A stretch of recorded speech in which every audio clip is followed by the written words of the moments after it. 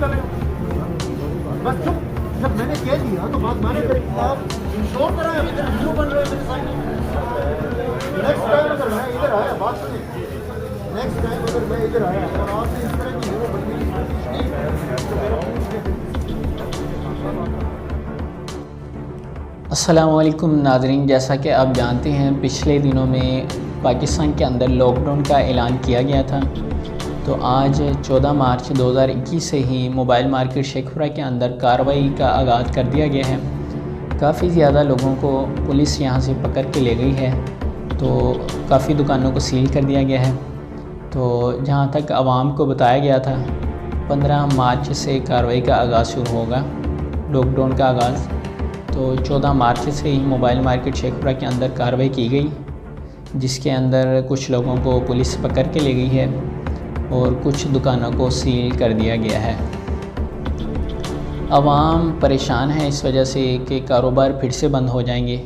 پہلے بھی جب لاک ڈاؤن ہوا تھا پاکستانی عوام کافی زیادہ پریشان ہوئی. لاک ڈاؤن کی وجہ سے ان کے کاروبار ختم ہوئے, بے روزگاری پاکستان کے اندر زیادہ ہوئی.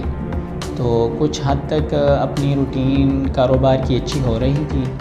تو پھر سے دوبارہ سے لاک ڈاؤن کا اعلان کر دیا گیا اور آج 14 مارچ کو کارروائی بھی شروع کر دی گئی. تو عوام اس سے بہت زیادہ پریشان ہے. پاکستان کے عوام اتنی زیادہ پریشان کورونا سے نہیں ہے.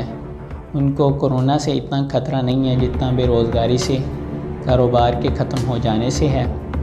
تو پاکستان کی عوام کی بہت زیادہ امیدیں تھیں پی ٹی آئی سے, وزیر اعظم عمران خان صاحب سے, مگر جب سے یہ حکومت آئی ہے پاکستان کی عوام کو صرف اور صرف مشکلات کا سامنا کرنا پڑ رہا ہے. عوام کے لیے مشکلات زیادہ سے زیادہ کھڑی کر دی جا رہی ہیں. تو عوام کاروبار کو اپنی روٹین میں لے کے آ رہی تھی, پھر سے لاک ڈاؤن کا اعلان کر دیا گیا. تو عوام کو اتنا خطرہ کورونا سے نہیں ہے جتنا بے روزگاری سے اور کاروبار کے ختم ہو جانے سے ہے. اور پاکستان کے اندر زیادہ تر بزنس حضرات کی پراپرٹی اپنی نہیں ہے اور ان کے بہت زیادہ رینٹ ہیں, جس کی وجہ سے عوام پھر لاک ڈاؤن میں پریشان ہوتی ہے, ان کو رینٹ ادا کرنے پڑتے ہیں. تو پاکستان کی عوام اس بات سے خوش نہیں